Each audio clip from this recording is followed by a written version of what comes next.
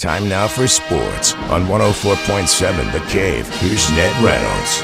Mike, the intern, Ned Reynolds, in the studio Thursday morning. The Chiefs, game 2 of their preseason, host the Lions at Arrowhead on Saturday. And so far this preseason, there's been a few injuries to the team. Yeah, there have been. Now, many of these are bumps and bruises, and it is exhibition. Chris Jones, one of them, has a shoulder bruise.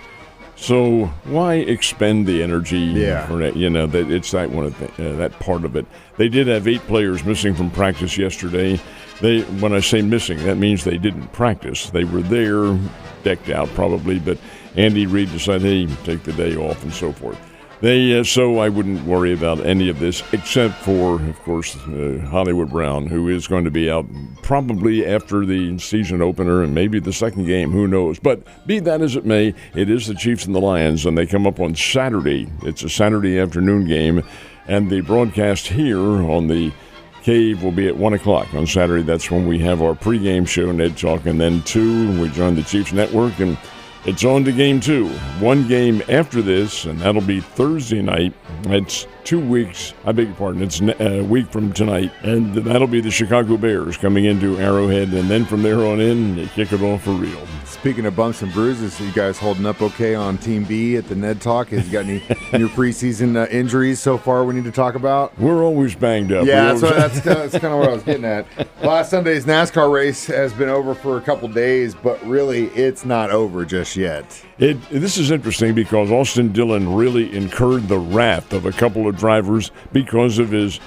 NASCAR wants you to be aggressive, of course, but not overly aggressive, not wrecking the cars on your way into the checkered flag. Well, that's what Austin Dillon did. He purposely, according to the NASCAR folks, bumped a couple of cars out of the way, including Joey Logano and Denny Hamlin, and they were most unhappy. Review shows that NASCAR agreed with those guys. That's overly aggressive. So what happens is that Austin Dillon gets to keep the victory. In Richmond, Virginia, he's allowed to pocket all the ramifications from it except for the playoff points. And that's the key of all, because Austin Dillon wants to get in the playoffs, the postseason march to the NASCAR championship, and right now he will not make it. He didn't get any points from this, and that hurts because there are only 3 races remaining, and you have to do pretty well. If Dillon wins one of those remaining races, he'll have enough points to get in. But there was a big chance, golden opportunity, and he blew it. Well, I always was under the impression that Rubbin is racing, but I guess I was wrong. What about the purse for this week's golf tournament? It is a $20 million event. $20 million. This is the St. Jude FedEx tournament down in Memphis, Tennessee, played annually. Only this year, it's the start of the FedEx playoffs, and there are 3 rounds in it, all culminating with the final at East Lake in Atlanta, in which the winner... oh my goodness. The winner will walk away with a $25 million first prize. The winner of this one, the Memphis tournament for St. Jude, walks away with $3,600,000. That's nothing to sneeze at. Anyway, they all tee off today. It's a field of 70 that'll tee off. And after this 4 rounds of golf on Sunday, the field is cut to 50, and then it's 30 after the next round, and 30 players will vie for that championship. This is all part of the PGA FedEx Cup playoffs. And I got to say, I think the St. Louis Cardinals probably do not like Skyline chili at all after their time in Cincinnati. Actually, have you ever had that stuff? I have not. It's garbage. And I'm not just saying that because I hate the Bengals. I'm literally saying that as a human being who has taste buds. And, oh, my goodness gracious. It's like condiment chili, man. It's no good. But anyway, let's talk about the Cardinals and the Reds. The Cardinals are getting smoked and were smoked by Cincinnati. Jeez. This is really hard to believe. The Cardinals lost last night 9-2 to the Reds, and that's a sweep for Cincinnati in this series. A guy named Jonathan India, who plays second base for Cincinnati and has for several years. One-time star. In fact, he's borderline All-America at Florida. India started it off with a 3-run dinger. That was in the 3rd inning, up 3-0. India was 3 for 5 with 4 RBIs. T.J. Friedl had a couple of home runs. Kyle Gibson of the Cardinals, he allows 7 runs on 7 hits in 4.5 innings. This really isn't working out very well, Mike. Here's a team that is slipping, and now the Cardinals are 1 game below 500. with 41 to play. 8.5 games behind the Brewers. I don't think they can catch them. But even worse than that, they're tied with Cincinnati. It's a dead tie for second place. What's that mean? Well, both Cincinnati and the Cardinals are vying for, or hoping to vie for, a wild card berth. And that's slipping away as well. So do the Cardinals get a reprieve? Well, they do. They're off today. But they come home and play the Dodgers. And the Dodgers were beaten last night by the Brewers. They will not be happy. The Dodgers have not salted away their position in the National League Western Division. They'll be hungry. They are tough. They're a good team. That's a 3-game series, Cardinals-Dodgers.